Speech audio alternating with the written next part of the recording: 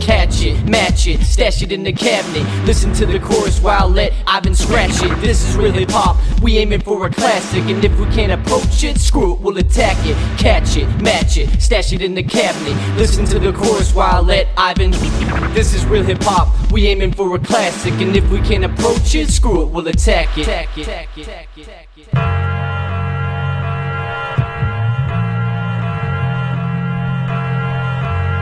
What you know about classic music?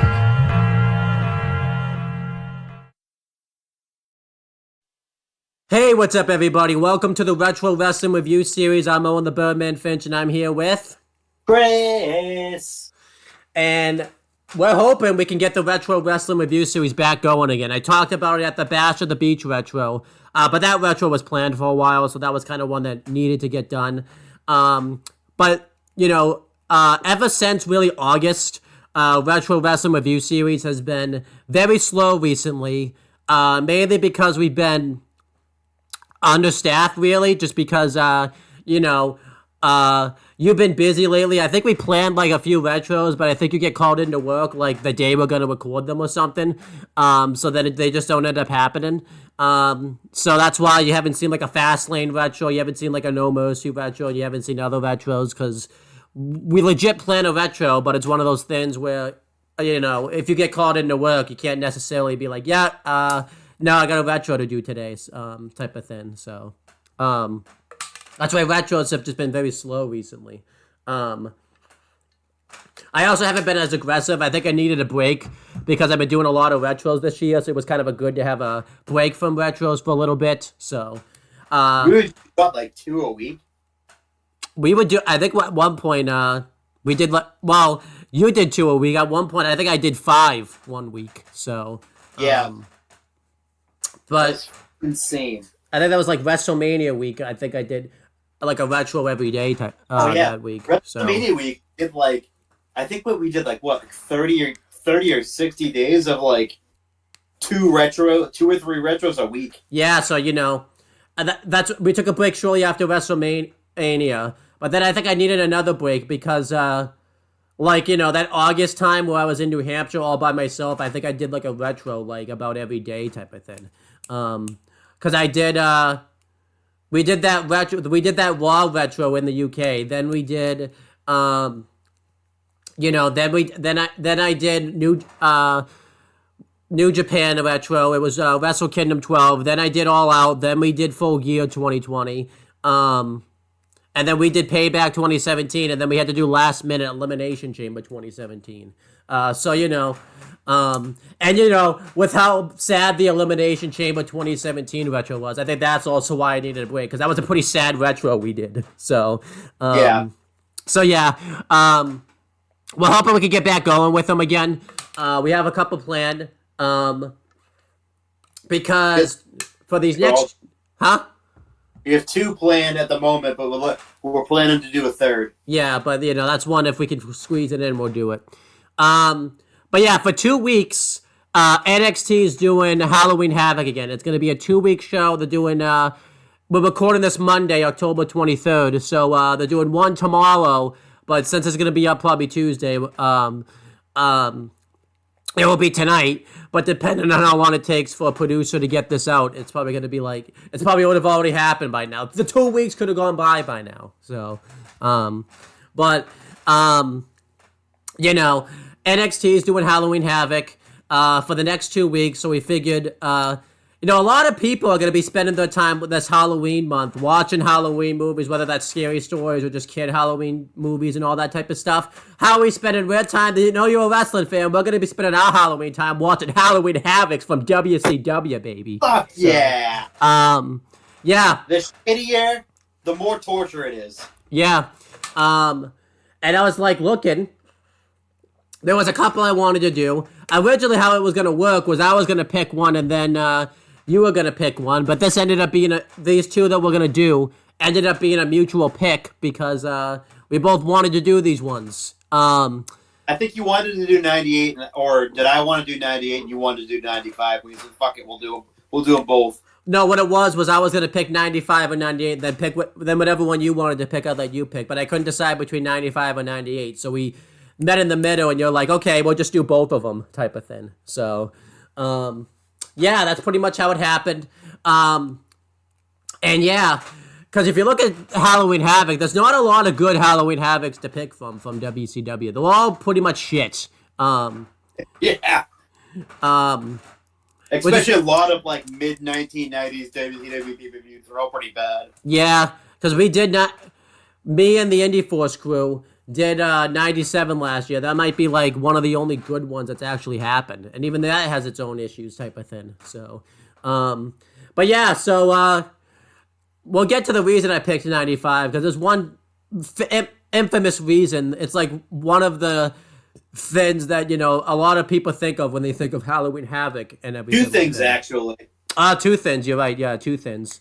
And they're both at the end of the show, pretty much. So, yeah, let's kind of... 2 out of the last 3 matches. Yeah. And they both have the same competitors. They both have the same competitors in it, too. So, but yeah, so let's kind of talk about the state of wrestling at this time. And this is really weird to talk about because I think this is like the shittiest period to be a wrestling fan is the 1995 year because it's a really bad year to be a wrestling fan because wrestling in America just really sucks. The WWF, this is like the worst year ever. The product on screen's really bad.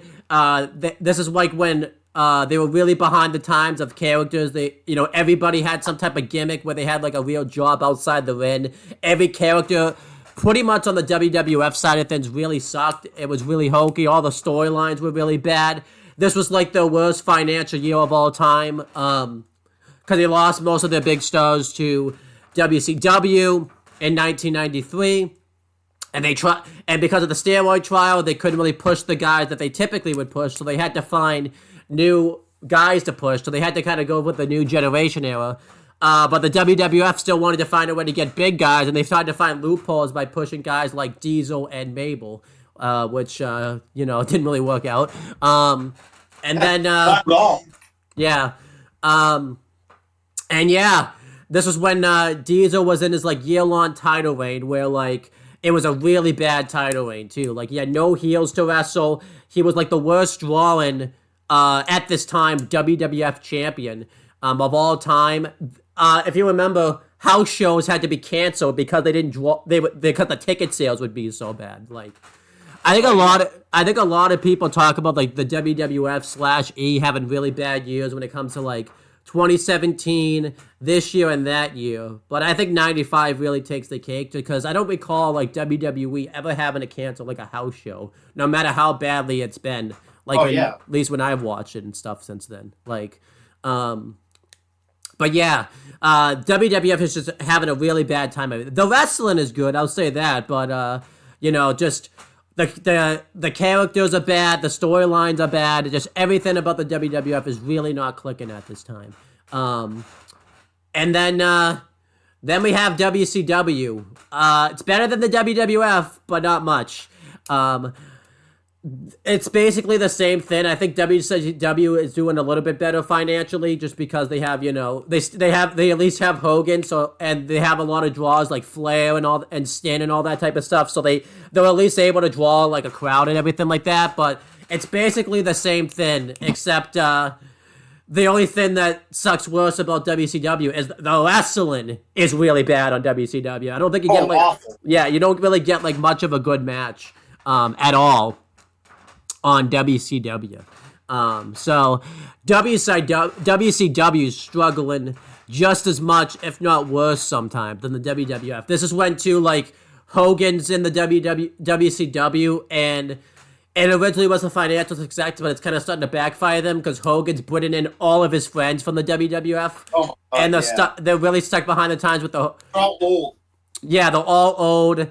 I mean, there's a reason that the WWF did that old Nacho Mania thing because that's basically what WCW was. It was they were back in like the new the golden Hogan era from the '80s type of thing. That's where everybody went.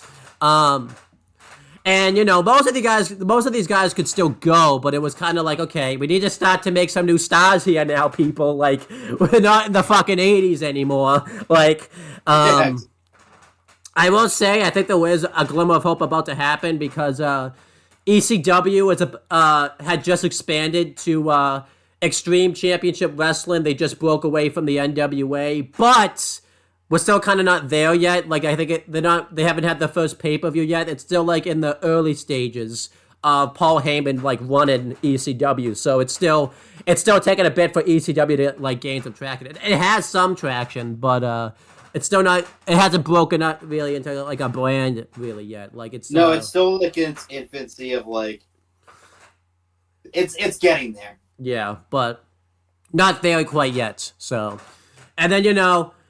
AAA, I think, is doing fairly well. I think, Rey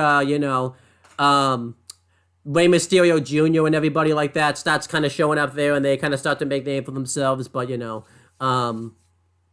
they don't have really the partnerships yet with WCW, so no one's really seeing it. Same thing with New Japan, that's doing fairly well, but again, it just doesn't have the U.S. exposure yet. So. In the U.S., it was a pretty bad time to be a wrestling fan. Like, every wrestling promotion, you know... I mean, I guess it's a good thing you had options, but you didn't have good options. Yeah, you did. That's safe to say. Yeah, so 95, like, you know, I think a lot of people would say, well, at least we had options then, but it's like, I would have rather just had one option that was a good company than have two bad options, because it's like, this is bad. Yeah, both are just downright awful. Yeah, and I always think it's funny because when WWE did like they did when they started the network, you saw like the countdown shows. They made fun of like the Dungeon of Doom storyline to talk about how bad it was, and I think they failed to mention the Dungeon of Doom was beating Monday Night Raw in the fucking ratings. So how bad could so it's not like you were doing any better anyways if that fucking storyline's beating your fucking ratings type of thing. It's like the hell you're talking about, like. But yeah, just wrestling's in a really bad state at this time. I don't think it's the worst just because I think 2007 after the Chris Benoit tragedy is probably the worst. But I think like on-screen product-wise, it's probably the worst. So. Oh yeah. Easily. But yeah, and this show's gonna show that. We're gonna once we get to it. This show took place on October 29th, 1995. However, one match on the show, which we'll get to, was taped ahead of time. It was October 28th, 1995, it was taped on. The city was Detroit, Michigan. The venue was the Joe Louis Arena, which is still known as that arena to this day. The attendance was 13,000... Huh? I think they tore it down recently. Oh, really? Yeah, they did. Okay. Into 2020. All right, so... Yeah, it's as of right now, it's been torn down, but you know it stayed that name of that arena. The attendance for this show was 13,000 people. The tagline for this show was "There's nowhere to hide." If you fucking bought this, wish there was. If you fucking bought this pay-per-view, you'd be looking for fucking places to hide. I feel like you'd be fucking hiding behind your couch because of how bad this pay-per-view is. Like you'd be like fucking. But again, Chris, you couldn't hide behind the couch. Apparently, there's nowhere to hide. So, Nowhere to hide. Yeah, so you can't hide anywhere. You can't shield your eyes from this shit. Huh? You can't shield your eyes from this shit. No, you can't.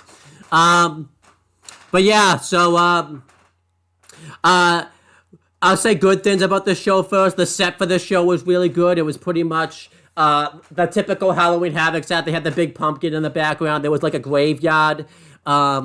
And they really made the show feel like a big show because they had like, you know, anytime they had like a title graphic, it would show something like creepy Halloween-wise, like a spider would crawl not obviously not a real Spidey. It was just all technology and all that type of stuff. And then there'd be like a ghost or something. So they did go out on this show like, you know, they made it look like it was a Halloween type show. So that's good. Commentary for this show was Tony Schiavone and Bobby the Brain Heenan. I thought they did very well on commentary. Bobby the Brain Heenan was mainly in favor of the heels, and Schiavone was the typical play-by-play guy. So that was good stuff. You know, I thought they did very well. I think the commentary is probably the biggest highlight, honestly, of this whole show, which isn't really a good sign. So yeah, exactly. It kicks off with the intro, and it shows like a big video package, really hyping up that there's like a doom coming with, you know, the fact we're going to have a monster truck sumo match and a match between the Giant and Hulk Hogan. And they hype this up like it's going to be like it's a Frankenstein movie. Like, that's how bad it is. You know, they're trying to get it all, they do it all spooky and all that type of stuff. So Spooky. it's a pretty decent intro, I guess. It wasn't bad. It's all spook. Huh? It's all spook. Yeah. So we'll get to that. We'll talk about that some more later. So then we had the first match, and this is the best match of the whole show. So this is going to be the only positive thing we really say about it. It's a WCW World Television Championship match. It's WCW World Television Champion Diamond Dallas Page with Diamond Doll and Max Muscle defending against Johnny B. Bad. The reason for this match was Johnny B. Bad had earned an opportunity to fight for the WCW United States Championship on, I think it was Nitro, because I think that was the only show really running at this time, against Stin, but he just never showed up for the title match. We found out that apparently he had car troubles. He got a flat tire, so that's why he wasn't there. So Diamond Dallas Page it was on a backstage interview where he really went off on Johnny B. Bad for, not showing up for his title match, not having missing out on a big opportunity like that. And he accuses him, he's chastised him. He says that he should have had the opportunity, but Max the Muscle lets it slip. He messages, oh yeah, you couldn't even be there just because of 4 flat tires. And then Johnny B. Bad's like, well, wait a minute. I only said it was a flat tire. How'd you guys know it was 4 flat tires? So pretty much we find out it was because of, Diamond Dallas Page, which is why he, couldn't get there. I don't know why the guy didn't just call for a fucking taxi. The fuck are you doing, buddy? But I don't know. So yeah, that's why we have this title match. Johnny B. Bad earned a number 1 contender shot, and Diamond Dallas Page did everything he could to try to take him out, but it didn't work. It failed miserably. Also at this time, Diamond Dallas Page is starting to have issues with Diamond Doll. There's like an issue infighting going on between them. So, they kind of play up to that a little bit. And, we have the match itself. It's always really weird to see Diamond Dallas Page in like his infancy because, I don't know he had been wrestling for a bit, but obviously we're used to like the self high five Diamond Dallas Page. This is like heel mid-card Diamond Dallas Page. So it's just kind of really weird to see him this way. But yeah, the match starts out. Johnny B. Bad gets the advantage early onto Diamond Dallas Page. He locks him in an arm winner for a while, and they do a funny bit where Diamond Dallas Page is like complaining about the fact that he pulled his hair and everything like that. But he does it for like a second and then he stops, type of thing. He Irish whips him hard way into the buckle. Johnny B. Bad hits a really good clothesline on Diamond Dallas Page. He goes for the 10 punches in the corner, but Diamond Dallas Page reverses it. He sends Johnny B. Bad face first into the turnbuckle, and then he gets a blow to the back of the head. Before this, too, they fought to like the outside, and they do a good bit where Johnny B. Bad puts a bucket on Diamond Dallas Page's head, and he bounces him off the ring post, even though that didn't kind of make sense because putting the bucket actually helped him because Diamond Dallas Page really didn't feel much of the damage with the bucket on his head, so that was weird. Diamond Dallas Page throws Johnny B. Bad into the guardrail.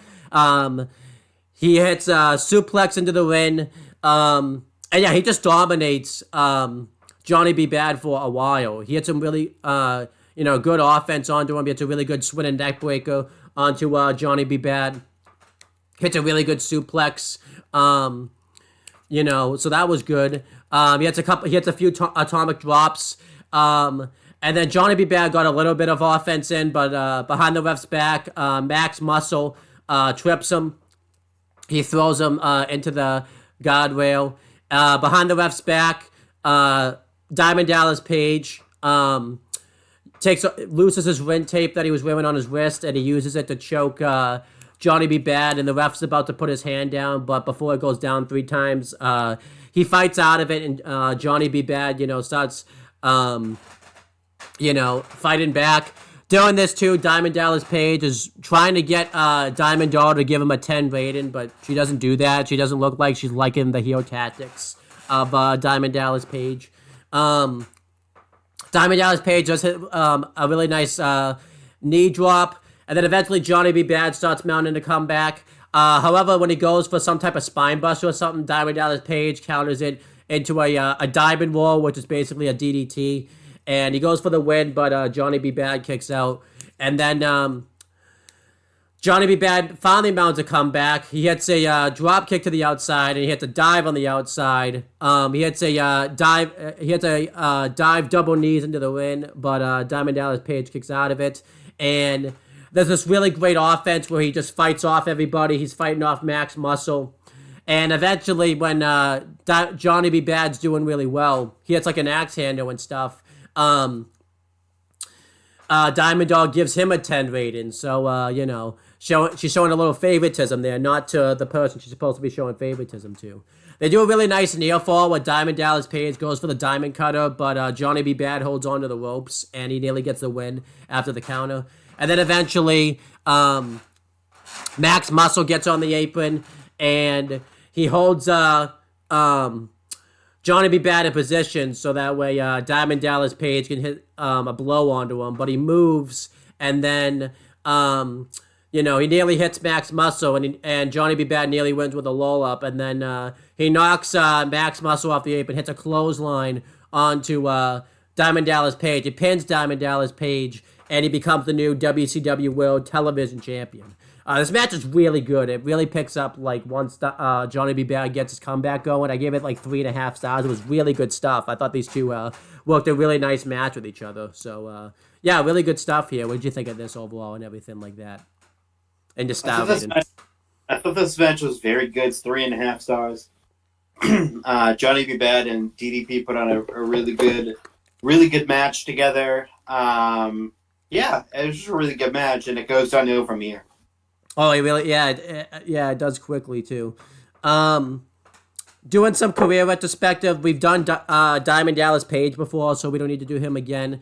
Johnny B. Bad and Diamond Dallas Page will continue to fight for the TV title. Eventually, Johnny B. Bad, they had a rematch at World War III where Johnny B. Bad won, and he freed Diamond Doll from Diamond Dallas Page's services. And then he dropped the TV title to Flying Brian, I believe.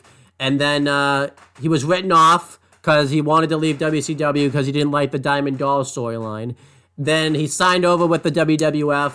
He was Wildman Mark Merrill, I believe, or Marvelous Mark Merrill. I forget which one.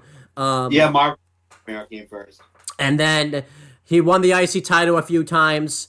And then he switched over. He started his partnership with Sable. He joined the Brawl for All and did relatively fine in that.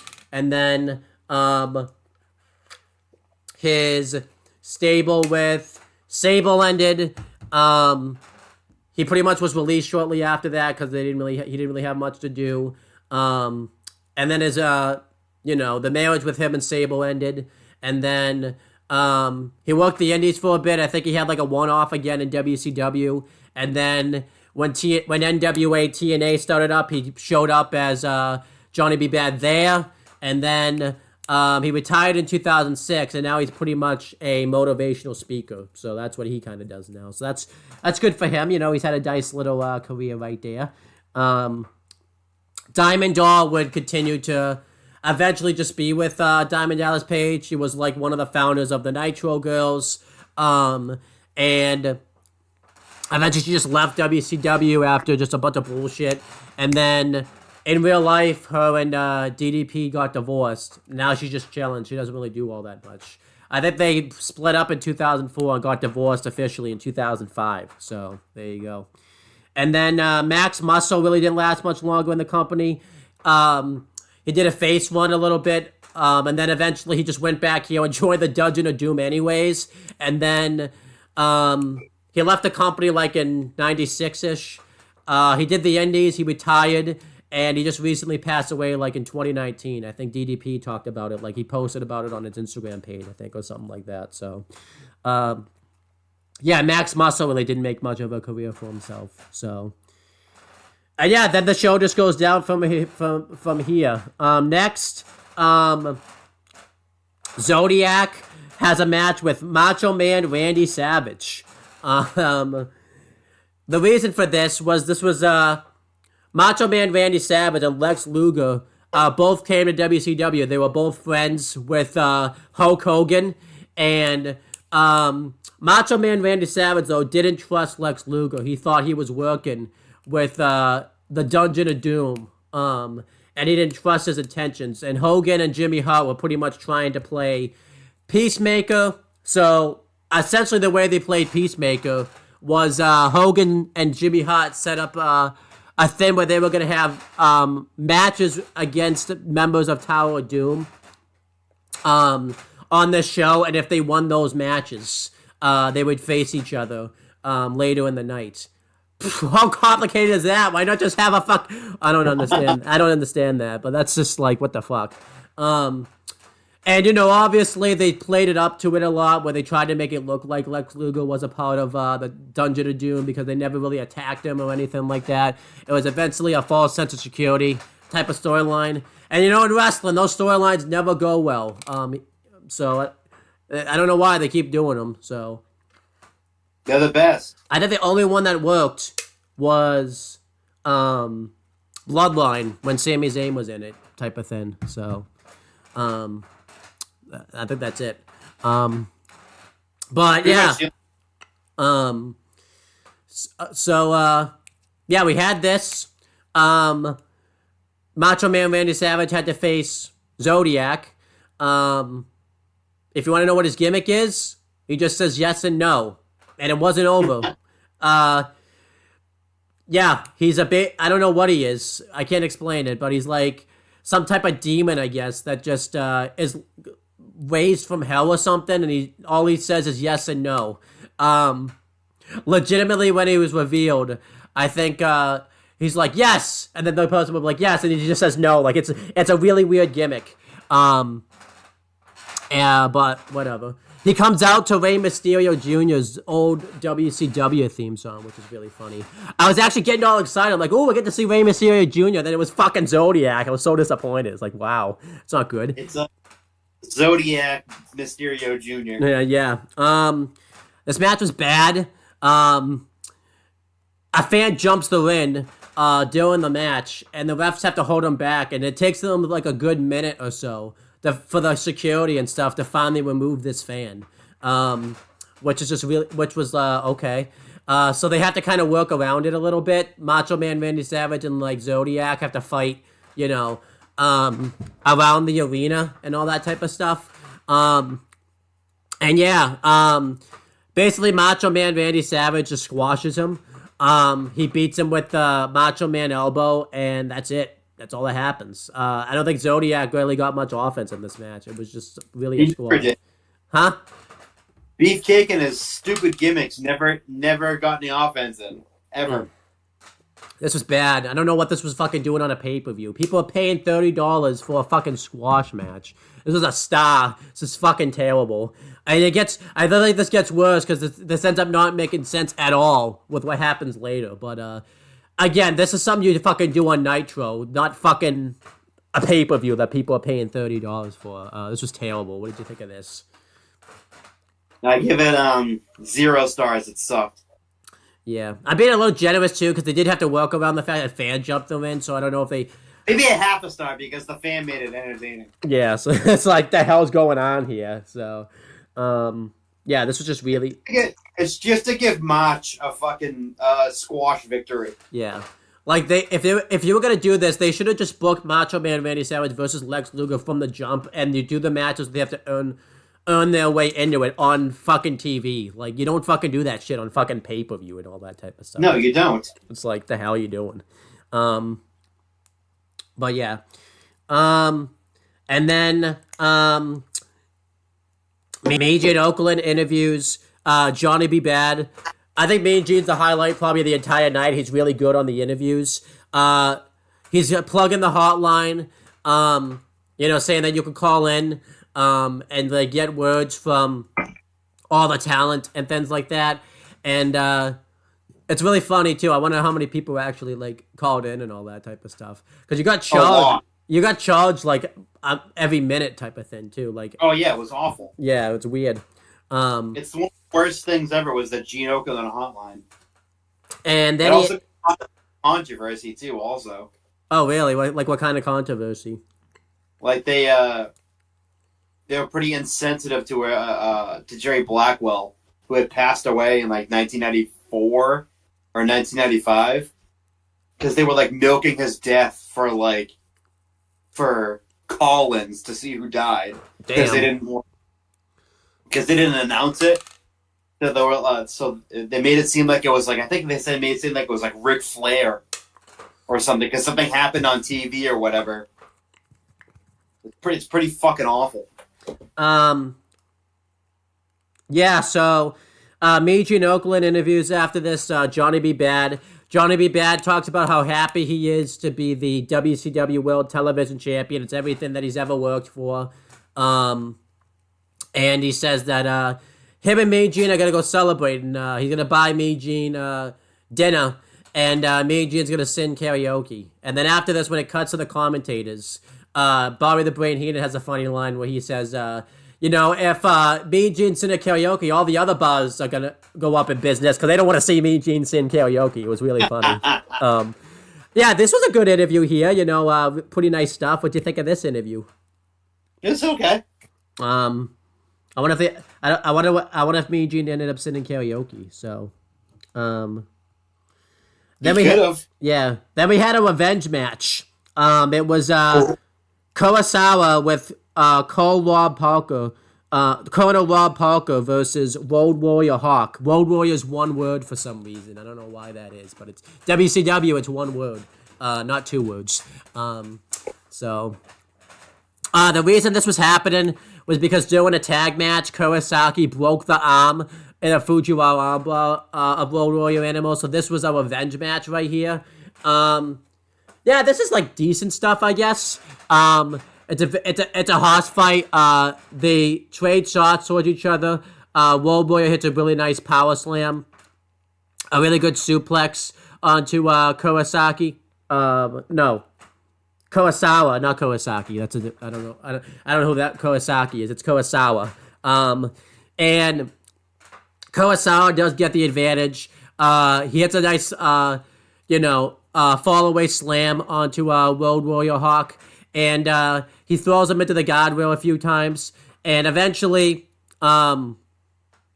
Kurosawa hits a Samoan drop onto Road Warrior Hawk. And he covers Hawk. He uses the ropes for leverage. And he gets the pin that way. And Road Warrior Hawk's all upset this happened. He just immediately gets to her feet. It's upset. And that's kind of how the match ends right there.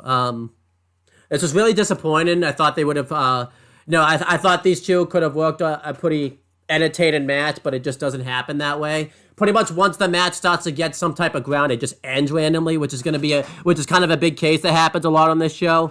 And yeah, it was really weird. This was built as a revenge match. Like, it was supposed to be Hawk's revenge, and he fucking loses. That's just like, what the hell is that? Like, what kind of revenge was that? He's not even mad that he lost. He starts to like celebrating in the ring, doing his taunts and stuff like that. It's like, come on, dude. You just fucking got cheated and robbed over. You're just fucking celebrating. It's like, okay. I thought they could have had like a really good like hoss fight, and I feel like WCW just fucking cut it short for no reason. It's like, the hell is that? I give it like 2 3/4 stars. They were about to come up with something special, and then the match just ends for no reason. So what do you think of this?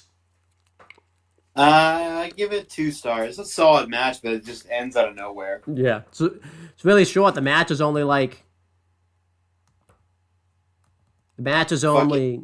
again. It's 3 minutes and 15 seconds. Yeah, it should have been like I don't know, like a maybe like a 10-minute like horse fight type of thing. But now we'll find out where most of that time goes. Oh yeah, because about 21 minutes or 22 minutes if it goes to 2 people. Yeah. So next, Mean Gene Oakland interviews Macho Man Randy Savage. Oh wait, well I gotta do the career. We've done World Warrior Hawk before. You can watch SummerSlam 1992 for that. I forgot to say for DDP, you can watch WrestleMania 18 for that. And then, actually no, not WrestleMania 18. You can watch Halloween Havoc 1997 for that. And then Or WrestleMania. I think we've done 18, right? yeah, we have. But we did the retrospective at Halloween Havoc 97. So, Oh, but yeah, so as for Kurosawa, he didn't really do much more in WCW. He just showed up on a few appearances. I think the biggest thing that he ever did was like he had a really good performance when he challenged for the WCW US title when he faced I think it was Stin, and then he just basically went back to New Japan, and he basically just finished out his career in New Japan. Won a lot of accolades there and everything like that. Colonel Rob Parker got released pretty much after this. He was gonna do stuff in WWF, but then it just didn't end up working out, and now he just retired. He's just hanging out. So, yeah, he's just hanging out now. I guess, huh? he's just being old. Yeah, and he's old back then too. So, next, Mean Gene Oakland interviews Macho Man Randy Savage. He talks about how he looks forward to potentially facing Lex Luga later on tonight. And he says, that he hopes Hulk Hogan beats up the Giant, and he's worried about his safety and all that type of stuff. And he says, that him and Hogan may have beef sometimes, but they'll always, put it back together. And he says that, anytime they face off, it's always good stuff. So, yeah, just... I thought it wasn't a bad promo, but it just felt like Macho Man was kind of rambling during this promo. He was just saying too much stuff. It was like, okay, you're just kind of killing time at this point. What'd you think of this? Yeah, it got a bit rambly. That's still fine though. Yeah. Next was JL versus Sabu with the Sheik ringside. Just an exhibition here. It was Sabu's like first big performance on like a big stage and all that type of stuff. So that was kind of a big deal. And then JL was like the showcase type of thing. But yeah, this match is like very unsafe. It's a spot fest, but not a safe spot fest. JL hits a really good, he does like a really good Marty Straw arm drag onto Sabu. And JL was supposed to hit like a drop kick on the outside, but Sabu wasn't close enough. So he had to improvise and do like a suicide dive to the outside instead. Sabu hits a Arabian moonsault to the outside, and he hits JL, and he inadvertently hits the Sheik. And I think this was legit. I don't think the Sheik was supposed to take a bump here, like because he legitimately like broke his leg and everything like that. I think that was just not supposed to happen. I think Sabu either over rotated the dive or the Sheik was standing too close. I'm not sure which one. I'm gonna assume it was probably the former. Sabu misses a moonsault on the outside, and he takes a nasty spill to the floor. And then Sabu hits a really good springboard moonsault. He hits a really good head scissors, really good springboard DDT, and eventually he hits a springboard moonsault. He covers JL. He beats JL, and post-match, while JL's on the floor, the Sheik throws a fireball in his face out of nowhere. And it was just really random, and the fans didn't really know how to react to that. So, I give the match like 3 1/4. It was pretty good stuff, but it's very unsafe. It's a very unsafe match. Like, yeah, just really, you know, it's probably like, one of the most unsafest match I think I've ever seen, type of thing. But yeah, it's not a safe match to watch. What did you think of this? Completely unsafe. It was just not good between Mr. JL, Jerry Lynn, and Sabu, and a fucking breaking leg of Sabu's uncle. So that's like Yeah, it's insane. that's just like how more unsafe can you be? I know, yeah. So, but just style waiting for I mean, it that. didn't get that much better for Sabu. He became even more unsafe. Oh yeah, very much so. Yeah. What'd you think? What would you give this match? Just like a star rating. One. Wow, so you really hated it. So, If it was more of a showcase, if more showcase their abilities, and them not botching around and fucking yeah, breaking Beak's leg, I think it would have been way yeah, higher. yeah. If you're thinking about some more, yeah, it's probably like a 1. Yeah, this isn't good. Then the Dungeon of Doom cut a promo. The Taskmaster and what was like the leader's name? I forget his name. The guy that like sat in the chair and cut like his weird promos. I forget his name. Fuck was his name? I can Forget look his it up. name. I can look it up real quick. Who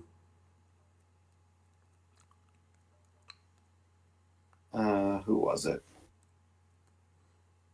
The Master. The Master. I thought it was the Master. By the way, before we continue this, there is some career retrospectives. We don't need to do Sabu or JL because we've done them both before. You could watch Heatwave '98 for that. The Sheik. This was pretty much his last thing he really did on screen because he probably was like, yeah, I don't want to have my leg fucking broken again. I think he had he did some stuff in the indies and stuff, but he really didn't do anything else on screen. And then, he had like a memorial, like a retirement service in New Japan at some point, and then he passed away. When did he pass away? Because it was I forget exactly when. January of 2003. Okay, yeah, so. And his biggest, he was a massive heel in wrestling, but one of his biggest accomplishments was that he trained Rob Van Dam and his nephew, Sabu. So there you go. But yeah, so the Dungeon of Doom cut a promo. The reason the Dungeon of Doom was together is they wanted to expulge Hulk Hogan out of WCW. So the Master, he talks about how tonight's a plan. He says that the Giant is going to avenge his father and absolutely dispose of Hulk Hogan. And he talks about how he's going to defeat him in the Monster Truck Sumo match. And he says that, he's going to win the WCW World title. And it's going to be the end of Hulk Hogan as we know it and all that type of stuff. Just a really bad promo here. They would just say nonsense. And the mic levels of the Master was terrible. Like, he's really loud here. And it's so loud, you would have thought my TV was at full volume. Because I had my TV at 10, and it sounded like it was at 50. That's how loud he was. He was always fucking loud. Yeah, so, yeah, I didn't like this promo. I always hate, I think I've talked about this before, when you do promos that belong on TV on the pay-per-view, and this was another example of that. This promo did not belong on this fucking pay-per-view. And this fucking promo was really bad too. It's fucking terrible. What'd you think of this? This promo sucked. Yeah. I noticed this watching old school WCW shit. The Master, always was super fucking loud. He really was, yeah. Insanely fucking loud. You could have your TV on 1 volume, and it would feel like it was on 100 volume. That's how fucking loud he was. But yeah, and plus the Dungeon, the Doom, the fucking 3 Faces of Fear that came after this.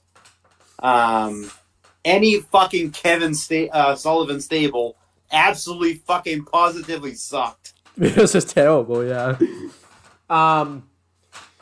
Yeah, if you want to know the career retrospective on the Master, this is really the last thing that he does in wrestling. I think he retires he was retired already, but I think he retires full on after this, and I think he passed away in 2017. 2010. 2010. Okay. Yeah. So he really didn't do much. Huh? He had wrestled for a super, super long time. Yeah. What was the Master's name in real life? I forget what it was. Curtis Iakea. King Curtis Iakea was his ring name. Was his actual real name. Yeah. So. Yeah, this is bad. This is bad though. And then Jimmy Hart and Hulk Hogan have an interview. Pretty much there was a sweepstakes where you could enter and win one of Hulk Hogan's motorcycles. And this is basically what the promo was about. They do tie it in a little bit when he mentions the Giant and stuff, but all they fucking talked about was that fucking motorcycle that they won. It was just okay, what the fuck's this doing on the pay-per-view? It's all right. I didn't like this at all. It was just a bunch of nonsense. What do you think of this? Terrible. It's how was that? Win a Hulk Hogan motorcycle. How about I give a fuck less? The guy said he was gonna ride. The guy said he was gonna ride the motorcycle all the way home too. It's okay. Good for him. Yeah, I don't care. For him, I don't. It was weird because Hogan and Hart were in character, but the guys that it was one of the guys that made the motorcycle and the guys that won the contest, they were acting like real people, so they felt they were so out of place here. It was what the hell's going on here? What's going on? It's just awful. Then it shows an ad for World War III. It was going to be the first of its kind, where they were going to do 3 wins, where the winner would get a WCW title shot. But with what happens at the end of this show, that ended up changing. So.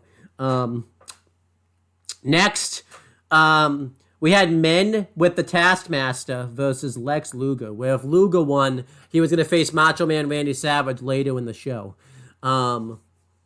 Yeah, it's really weird, though. They call him the Taskmaster, but before he's even introduced as the Taskmaster, Shivani and Heenan call him Kevin Sullivan.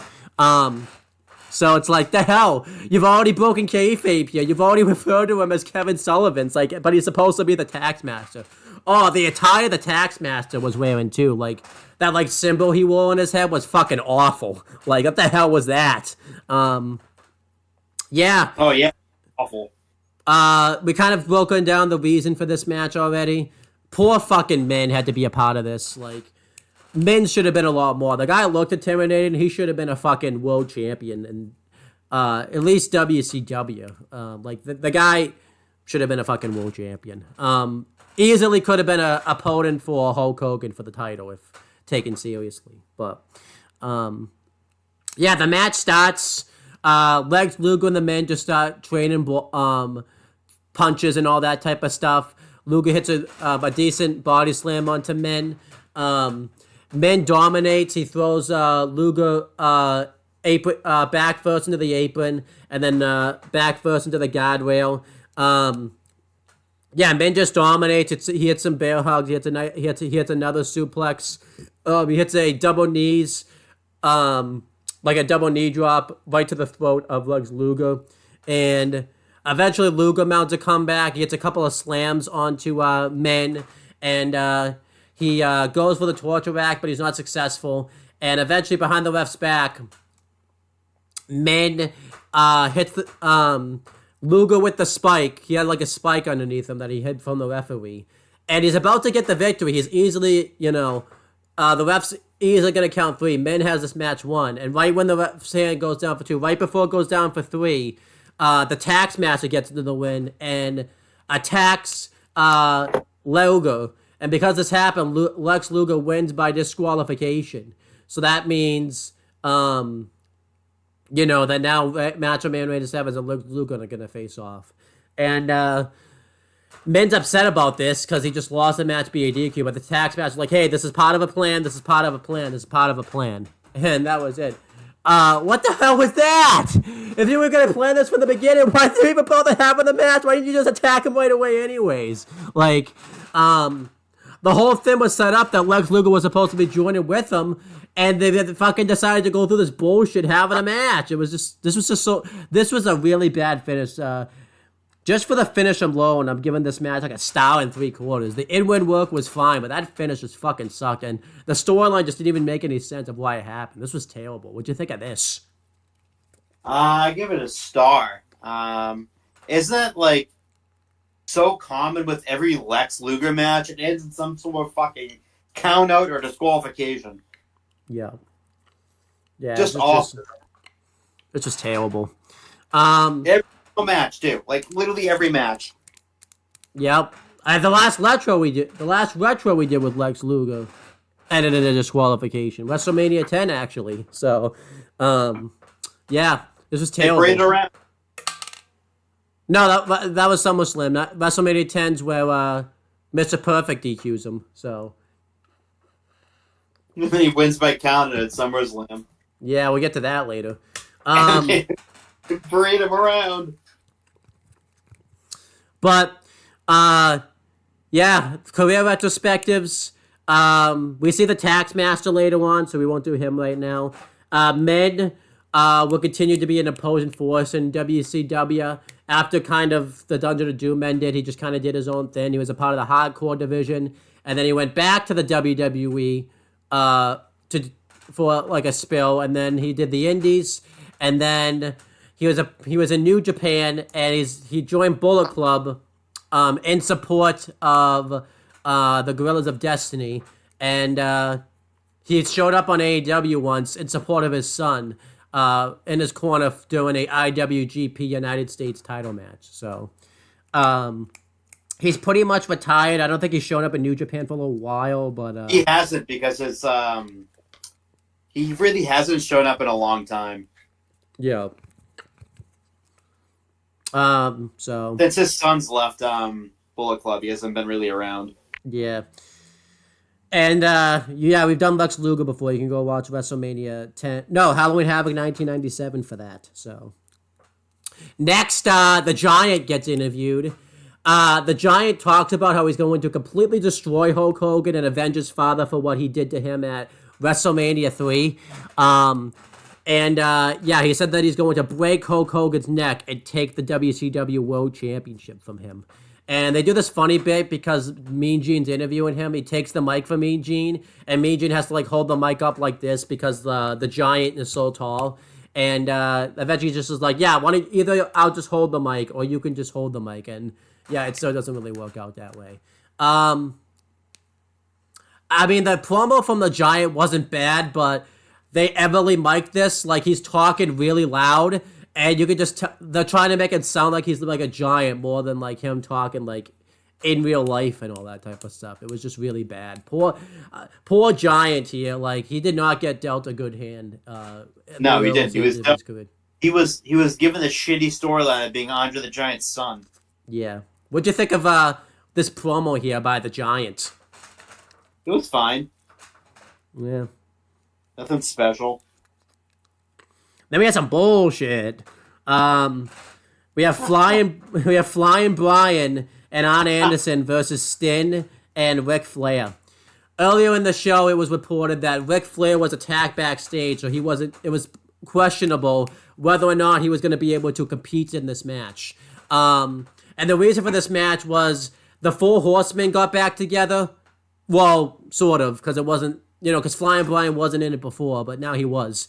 And they were attacking Ric Flair, and they were attacking Sting, actually, and Ric Flair fought in defense of Sting. And Sting took a while to trust Ric Flair. And he finally did. And Sting told Ric Flair that if you double-cross me, I'll kill you, pretty much. And, yeah, this storyline happens. And we have the match. Sting apparently is the WCW United States champion. He doesn't come out with the fucking title, though, so he wouldn't have even known he was the champion unless, you did some massive research and all that type of stuff. I gotta say, by the way, everyone's theme song in this show fucking sucks, by the way. And I don't think it's the network dub versions either. It's all the WCW songs. They all suck. They're all bad. The only one that's good is... No one's as good. They're all bad. So, I was gonna say Macho Man, but he has like a shitty generic version of his original theme. So, yeah. Anything you want to say about the theme songs on this show? 'Cause they all suck. They're bad. Yeah. Some of them are good. Ric Flair's is still great. But he doesn't have it. He hasn't come out with it on this show, like, cause Yeah. you know. So. I do like Sting's, but yeah, it's like, yeah, none of them are really that great. Yeah. So the match starts. Sting has to wrestle in the beginning in a 2-on-1 handicap match. And he does a good job in the beginning fighting them both off, but eventually he gets outnumbered. And they beat down Sting. Eventually Ric Flair does come out. He's in his street clothes and he's got his head all bandaged up. And the heels just dominate Sting for a while. It's good heel heat, you know, good wrestling for the most part. Flair's trying to get in there, and stuff like that.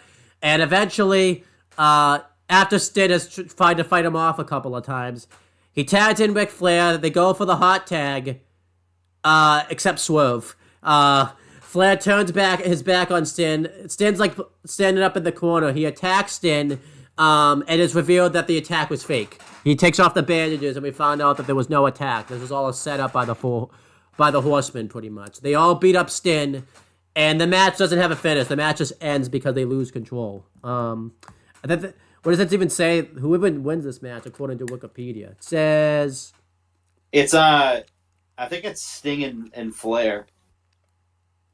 The results are, Sting and Flair defeated Brian Pillman and Arn Anderson by disqualification. That's not the case at all, because it says that, but it was clearly a no contest. There's no way that it was. No DQ. There's not even a DQ in sight. Yeah, I think that's a bunch of bullshit. But yeah, the Horsemen beat down Sting. They beat him up.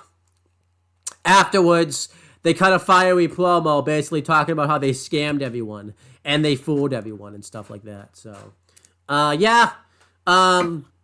Again, this did not need to be on the pay-per-view. This is a TV angle they put on the pay-per-view. This was not something that you put on the pay-per-view. But, the crowd ate this up, I guess. The in-win work of the match is good enough. I give it like 3 stars for that alone, but this match is really brought down by the terrible, predictable thing of Ric Flair turning heel. Like, it's so predictable how it's gonna happen. Like, the second Flair gets tagged in, you just know instantly he's turning on Sting. And I think this was like, you know, many times where they made Sting look like a dumb babyface where he would align with somebody and then they would turn on him. This was just not good. This was just... Now I know why you went. Yeah. The match itself at 3 stars. I think everybody makes the in-win work stuff. And, you know, if this was on TV, this would have been fine, but this should have been a TV angle, not a pay-per-view angle. But what do you think of this overall? I agree with that. It's 3 stars and it's really dragged down by the finish. Honestly, it's just a bad finish. Yeah. It was so predictable. And as soon as they're like, "Oh, Flair got taken out," and it's like, okay, so he's gonna come back and turn heel because it's so obvious. Way too completely fucking obvious. Yeah, it's just it's way too obvious. Yeah, it's just it's a really bad finish. Then we have the next thing, which is Lex Luga gets interviewed, and he just talks about how he's gonna beat up Savage and stuff, and wants to just squash this. It's a really bad promo by Luga, just really monotone and stuff. What'd you think of this? It wasn't one of the best Lex Luga promos, that's for sure. There you go. So yeah, then we have the Monster Truck Sumo match, baby. Let's go. Let's also talk about why else this pay-per-view sucks. A lot of this pay-per-view is really stalling for time. I don't know if you remember this. They spent a lot of time just showing the commentators where they're hyping up this Monster Truck Sumo match. A lot of this fucking pay-per-view is just them stalling for time. There's a bit where, like, a good maybe 10 minutes, it's just them doing the I think it's the Dungeon of Doom promo. No, after the JL Sabu match, there's a bit where there's a promo. By the way, before I break this down, I want to mention I think we've done a career at the Spectrum of Flying Brian Pillman before, but just in case, he didn't last much longer in WCW after this. He started his loose cannon gimmick like shortly after this, which got him fired from WCW, and then he carried it over to the WWF. He did really well with that gimmick. He joined the Hart Foundation and everything like that. And I think right when he was about to like break out into like a superstar, he had his overdose pretty much, and he passed away. So, yeah, really a shame. No, was it overdose or car accident? I forget which one.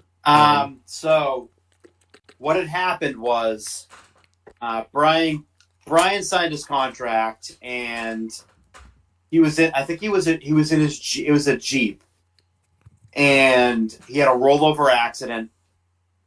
He's lucky he didn't die, and it fucked up his leg, and it caused him problems for the rest of his life. And he had just signed his lucrative contract by WWE. And to keep him on TV, they let him do commentary, and then eventually he joined the Hart Foundation. And just when he was picking up steam, and it looked like he was going to the upper echelon, I think it was in Minneapolis. I'm pretty sure, Bloomington, Minnesota. He ended up passing away in the hotel due to a heart issue. There you go. He, growing up his whole life, he was plagued by surgeries to his throat. That's why his voice sounded like it did, because he had numerous surgeries on his throat. I think Brian said at one point he had over 20 to 30 surgeries on his throat. It was insane. And what they didn't catch was he actually had an undiagnosed heart problem. He had a hole in his heart that they didn't catch. Damn. So what ended up happening is he died in the hotel room because of the heart issue. That sucks. And now, now his son, I was going to say continues his legacy, but I guess he doesn't want to do that, so there you go. He still is, though. He doesn't want to, okay? He still is continuing as far as his legacy. I do kind of find it fitting that we're recording this the day before his son is about to make his WWE debut at Halloween Havoc night 1, believe it or not, too. So that's kind of cool. So yeah, as I was saying before, so yeah, they stall a good amount of this pay-per-view, but after the JL Sabu match, it's them hyping up the sumo match. They cut to the Dungeon of Doom promo. They do the Jimmy Hart Hulk Hogan promo, and then they do the World War III. Then after the Min Lex Luga match, they stall for time. They hype up the Monster Truck match some more. They do the Giant thing. Then they have this match, the Four Horsemen match, the Lex Luga promo. It just feels like there's just really a lot of time where they're just stalling for time. Oh yeah, where it's just nothing happen. If you bought a ticket for this pay-per-view, you would have just been seeing a lot of nothing going on. There was so much almost dead air just due to them talking all the time. Yeah, it was fun. I thought it was way too excessive. Oh yeah, So it went from the matches itself, from the actual match on the show, from the Johnny B. Bad match on. It was 17 minutes, 1 minute and 30 seconds, 3 minutes and 15 seconds, 3 minutes 25, 3:14, and then 17:09. Yeah. Plus probably about 15 to 20 minutes, maybe even 30 minutes of just interviews and talking. Yeah. Some of that some of that time could have gone to the World Warrior Hawk Kurosawa match could have been given the time that they were doing all this dead air and all that type of stuff. So just really bad all around. But yeah, so yeah, we have the Monster Truck Sumo match. It's Hulk Hogan versus the Giants. And it sucked.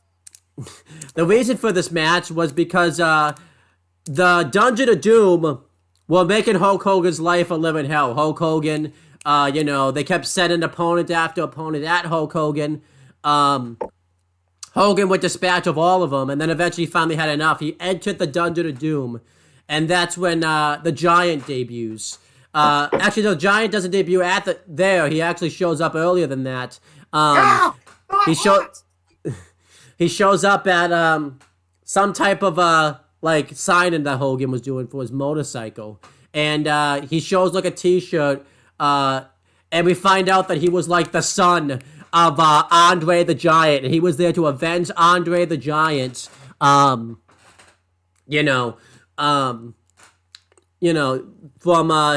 his loss to Hulk Hogan at WrestleMania 3. So let's also mention too, this is kind of badly timed to do this storyline because I don't exactly know the time frame, but this is like when Andre the Giant too is at like the last, either had just passed away or at the last stages of his life. So it's like he passed away like 2 years prior to that. Yeah, so kind of like a bad time to do a storyline like this type of thing. So, because it's still pretty much in effect and everything like that. But yeah, so the Giant was out to defend Hulk Hogan. To avenge Andre the Giant, who he claimed was his father. And he ended up joining the Dungeon of Doom. There's the big segment where the Giant breaks through the wall and completely wipes out Hulk Hogan, which is just really funny and awkward. And the Giant he adopted the gimmick where he broke Hulk Hogan's neck the same way that Andre the Giant did back after WrestleMania 3 by using his palms and just breaking Hogan's neck and everything like that. So Hogan was kind of fighting through a neck injury. He's in a neck brace. And Hogan threw out the challenge. He wanted to challenge the Giant to a monster truck sumo match and to a match to defend the WCW World Championship. And the Giant accepted because he just did. And then that's why we were having this match. What a terrible storyline this is. Just awful. Poor Giant, by the way, it's your first, this is his first big break that he's getting in the industry, and he's already being painted as the son of Andre the Giant. So everyone, there's no internet back then, so everybody thinks this is true for the most part. And he always has to live up to the reputation of Andre the Giant. The Giant is his own man. He's not Andre. He's not going to be Andre the Giant. And as you find out later, you got to see that the Giant was way more agile than Andre was in his later years. Poor Giant, man. It's just, I feel bad for him. How do you feel about that? That was the Giant's first introduction to WCW. Bad. Yeah, just really bad. Just an awful storyline. So yeah, we have the monster truck sumo match. They bring on Tony Schiavone tags out, and they bring on Eric Bischoff and Bob Chandler to do commentary for it. I think Bob Chandler's connection was he's a monster truck racer and all that type of stuff, so that's why he was there. And they're doing this big thing. Again, this is just stalling for time. Where they're breaking down, this is that they've made Hogan's monster truck extra special and all that type of stuff. I find that's just a bunch of bullshit. They're just trying to add things just to add things and all that type of stuff. Oh yeah. They mentioned they put extra wheels on it. They made it extra sturdy and all that type of stuff. Come on, that's fucking bullshit. That's not fucking true. Yeah. So yeah, we have the monster truck sumo match. This is technically a first cinematic match since it was taped ahead of time and all that type of stuff. And the referee's going through how to win. It's a sumo match pretty much with monster trucks. The way you win is they have a circle of traffic cones, and you have to push your opponents and have the whole truck out of the circle. I think it's funny that the referee has to explain the rules to both men, and especially Hogan. Hogan's okay, explain the rules. But it's Hogan, you challenged him to this match. What are you talking about? You're the one that threw out this challenge. This match is your brainchild, and you have to be explained the rules. What are you talking about, bro? He just needs to be explained because he doesn't know the rules of his own match. Yeah. The monster trucks too are like connected too, like they welded them together. I love too. They're like, oh, they welded them together, like to speak, like as if like it's in real time. Like it shows the person like welding them right before like the monster truck match. Like you can't tell me that they're gonna that he just fucking now did that. Like what a bunch of bullshit that is. It's just like It is bullshit. So yeah, we have the monster truck. Hogan gets into his monster truck, and the Giant gets into his. And you could definitely tell that they put a lot more work into Hulk Hogan's monster truck than the Giant's, because Hogan's looks very colorful. It looks, like there was a lot of work put into it. Again, I don't know a lot about trucks and cars, so it's tough to explain. But if you go look at the pictures, you could definitely tell a lot more work has been placed into Hogan's truck than the Giant's truck. But yeah, so yeah. They drive around. The Giant pushes Hogan. Hogan responds. There's a few times where Hogan's truck almost ends up out of the circle, and then he's able to fight out of it and all that type of stuff. And then eventually, Hogan just pushes the Giant's truck out of the circle. Again, you're not going to get a lot of breakdown because it's... What do you even break down here? There's nothing to break down. It's one of those matches that's so bad you have to just go watch it for yourself. It's just them driving trucks and pushing each other and all that type of stuff. That's all that happens. Like, it's just terrible. And, like, they have this helicopter footage and all this type of stuff. And, yeah. Hogan wins the sumo match. The monster truck sumo match. Poor Giant, man. He had never won a sumo match. He lost this one, and then he lost the one at WrestleMania 21. I guess the Giant's just not very good at sumo matches, no matter what. And then the Giant gets pissed he lost the monster truck sumo match, so he gets out of his monster truck. He attacks Hulk Hogan. I forgot to mention, too, this is early stages NWO Hulk Hogan, because he's dressed in all black here, because he went to the dark side, because that was the only way he was going to be able to take out the Giant. And I forgot to mention I think it was like the Go Home episode, they shaved Hogan's mustache, so Hogan just looks really weird without his mustache. Like, he doesn't even look like a human being, he looks like a baby. I don't even know, it's just weird. But, yeah, the Giant starts choking Hogan, he gets him up, like he's about to throw him off the roof, but eventually, Hogan is able to like push the Giant's hands away, and then the Giant like falls off the roof, and Hogan like tried to save the Giant, like right before the Giant falls, Hogan like reaches out and tries to save him. The Giant falls off the roof, and Hogan's just like, oh my gosh, I can't believe this just happened, and he's just like runs away. He's like, I need some help. He just runs away from the Giant. And we're left questioning whether or not the Giant... Because they still have to have the WCW World title match later. We're left questioning whether or not the Giant...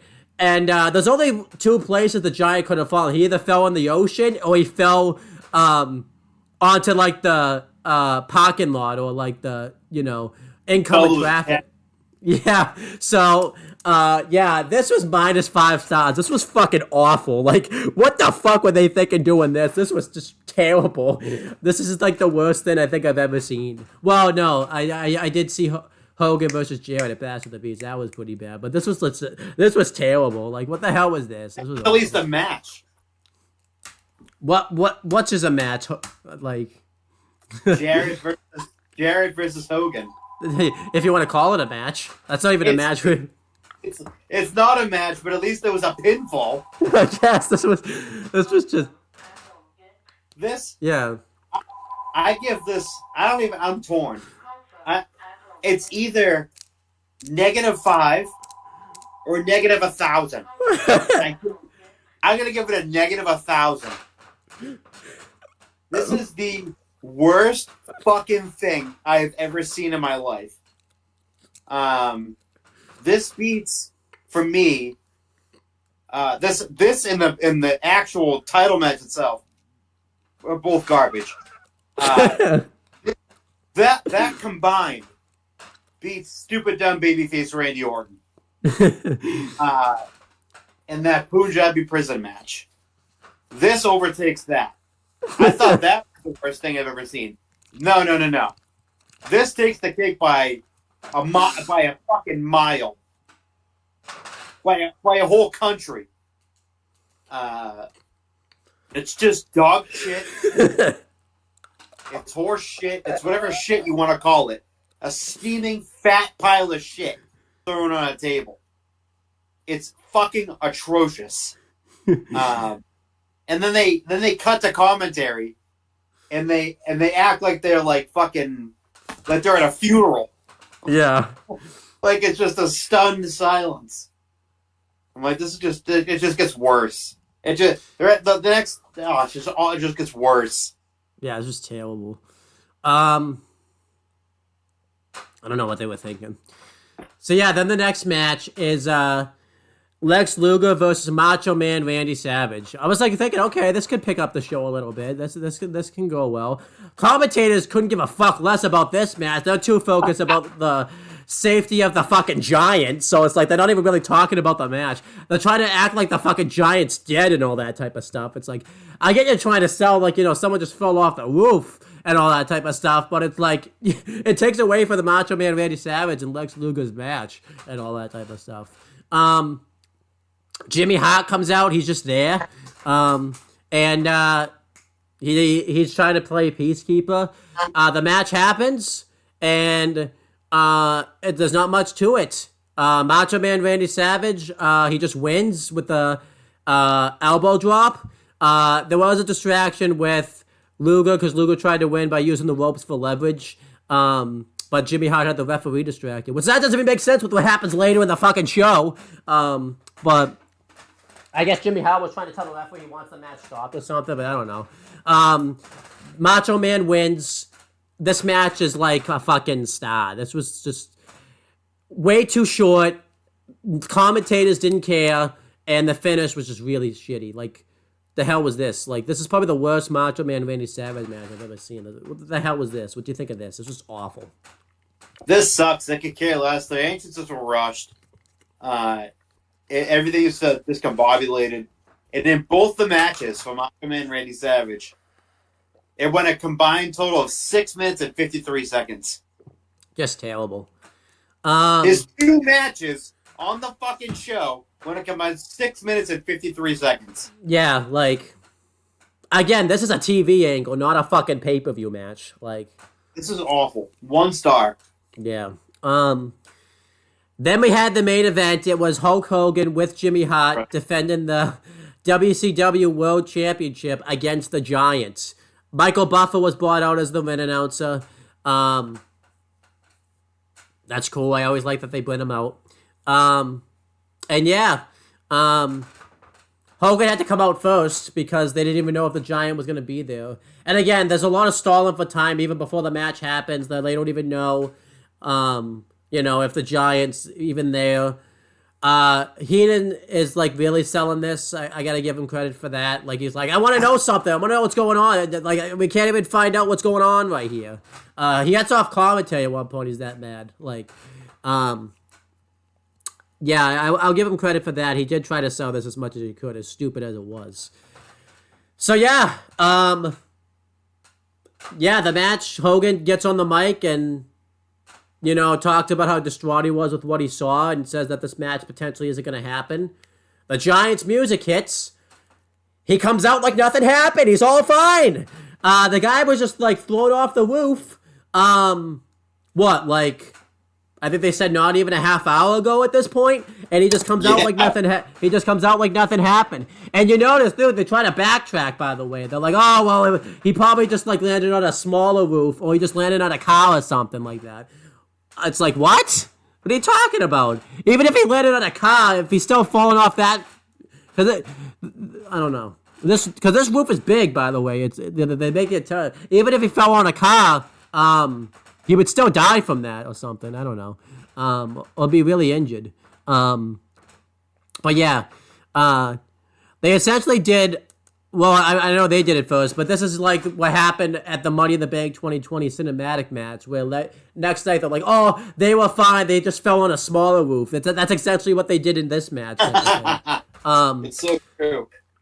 So the Giant comes out. Hulk Hogan's all like scared and all that type of stuff because he just can't believe that the Giant survived this. He's like, "Oh, what am I gonna do to kill this guy now? He survived being thrown off the roof."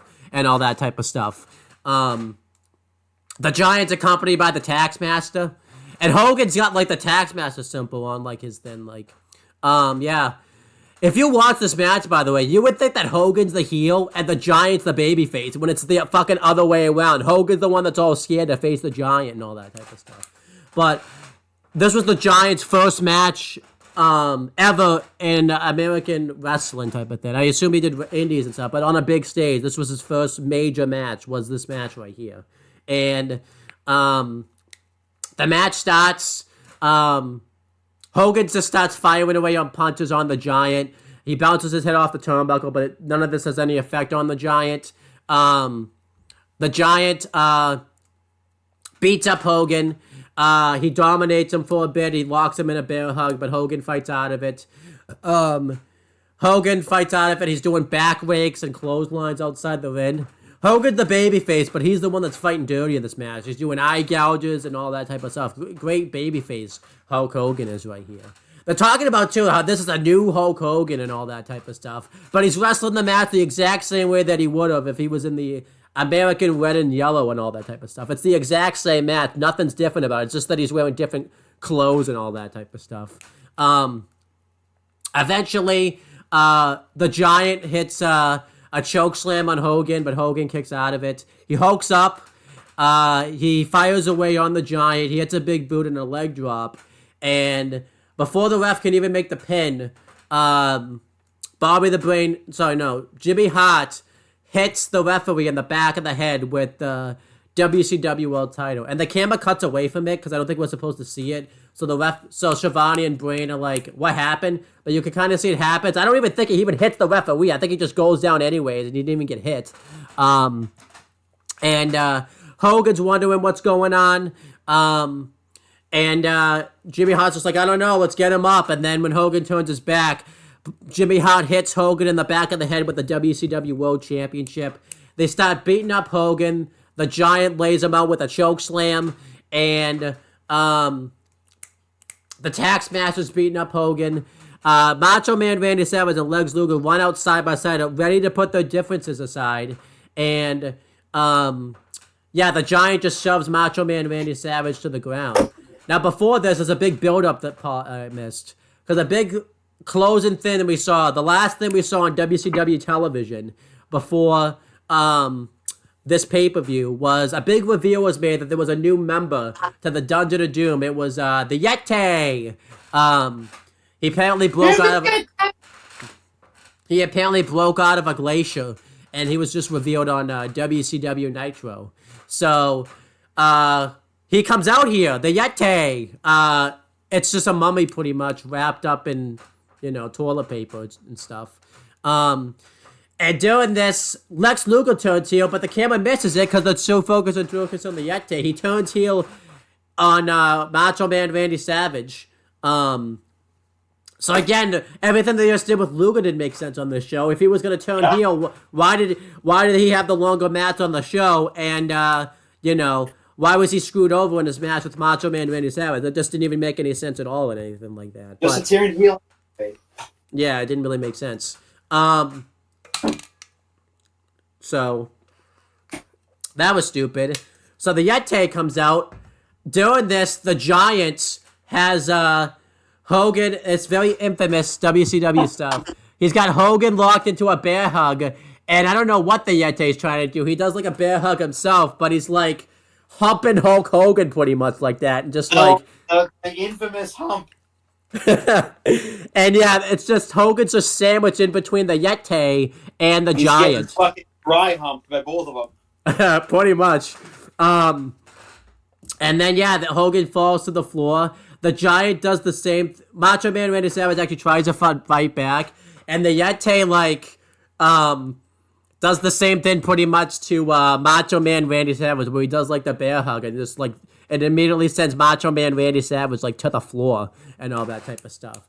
Afterwards, the ref calls for a DQ. We found out that Hulk Hogan lost the match by disqualification. I forgot to mention, by the way, there's so much bullshit. There's one bit where Hogan in the match is kicking the Giant's ass, and the Taskmaster is just gonna have the Giant like leave. Like Hogan had to go get the Giants. Like, why were they trying to leave? You can't win the championship if you fucking leave. Like, what are you doing? It needed Hogan to do it. Yeah. But anyhow, yeah, so Hulk Hogan got disqualified because apparently when Jimmy Hart hit the referee with the title, because it was Hogan's corner man, and that disqualified Hogan. So, okay, I guess, sure. But we think, anyways, that the title doesn't change hands on a disqualification.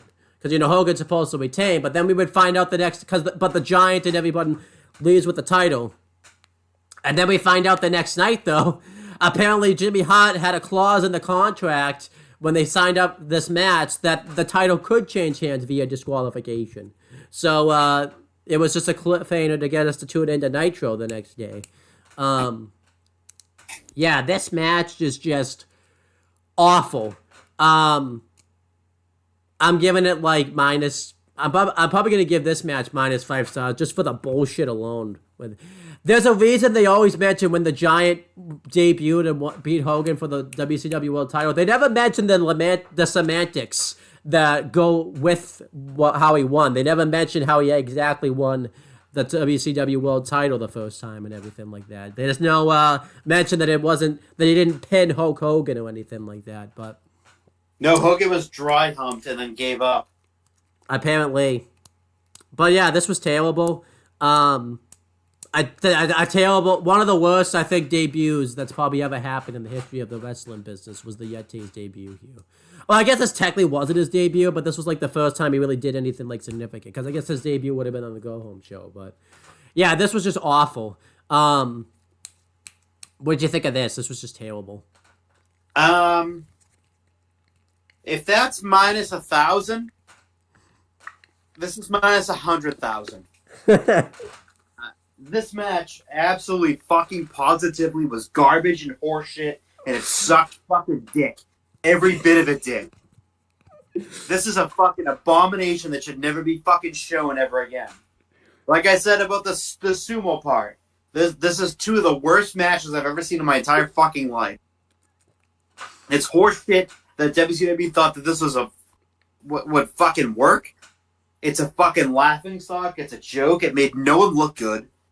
The YETTAI came out and humped Hulk Hogan and fucking dry humped the fuck out of him.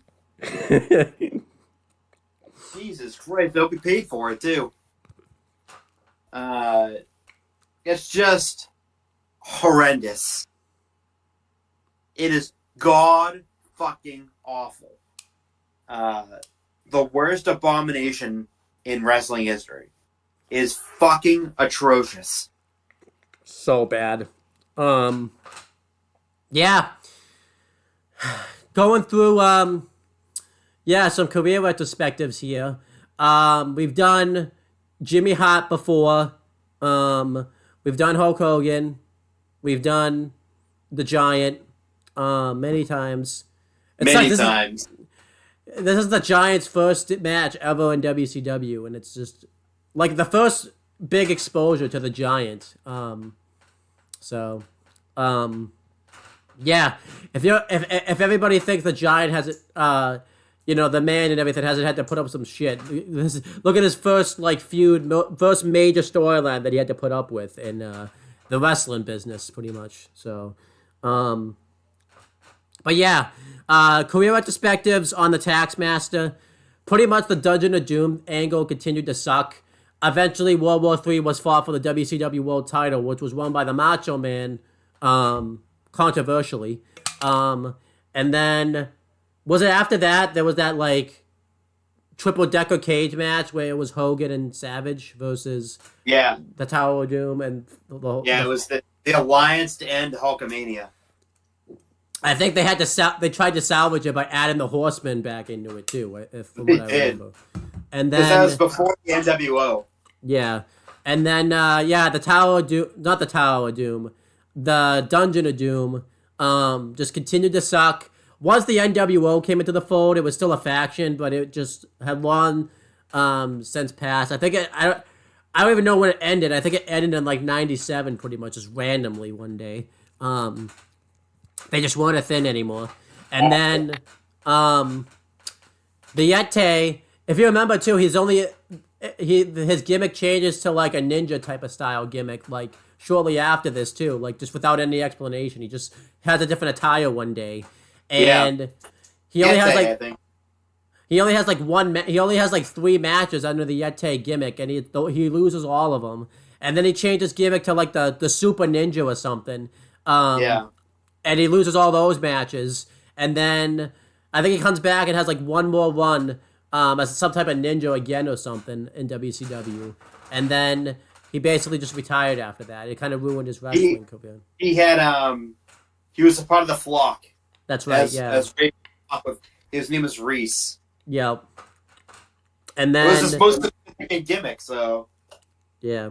And then as for the Taskmaster, once the Dungeon of Doom ended, he basically just worked behind the scenes as a booker for WCW, and then eventually, once that ended, he did it for a little bit in the WWF/E, and then he did it in the Indies, and he's just hanging out now. He's just chilling. So, good for him. Good for him just for just chilling. So, let's chill. Yeah. Just continuing. We've done career retrospective for all the personnel and everything like that. There's only 2 referees on this show. It's Randy Anderson and Nick Patrick. We only had 2 fucking referees the whole night, which is just really bad. Yeah. So, there was some matches that happened on the pre-show, which was the main event, but since I couldn't find any of them, we're just not going to talk about them. And yeah, that's basically the end of this shitty pay-per-view. Let's start with you. What do you give this as like a letter grade, the type of thing? What do I give it as a letter grade?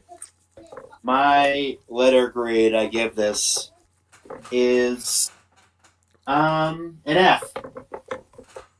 This show absolutely fucking sucks. Absolutely fucking sucks. F. Fucking for fucking sucks. It's trash. Yeah, I have to agree with you. This show's an F. Absolute failure. Yeah, I can't really think of anything. The only good thing on this show is DDP versus Johnny B. Bad. And it's the interview that Johnny B. Bad does on the show. And that's overtaken later on, but because the 2 things that really suck on this show really is what make this a failure is the sumo match and the WCW World Title match. But you had a lot of matches here that did not belong on the pay-per-view. The fucking swerve, too, with Ric Flair sucks on this show. Just everything on this show just does not work. This show is an example of why wrestling was just failing in 1995. Just because you could like look at shows like this. And shows, we've done this as a retro before, shows like King of the Ring 95 were kind of... Just watch those two shows, and you'll see like why wrestling's in the state that it's in 1995. It's just really bad. And the thing that sucks, this was beating WWF in the ratings during the Monday Night Wars, was the Dungeon of Doom storyline. So yeah, this was just terrible. I have nothing left to say. And that's pretty much it, guys. Thank you guys for watching this video. I hope you guys enjoyed it. We definitely enjoyed reviewing this. And you're ready for the next one. It's going to be Halloween Havoc 98. You'll notice, too, that the other thing that's going to suck on that show, it goes right back to Hogan again. You ever notice? You notice how that happens. So... Right back to Terry. Yeah.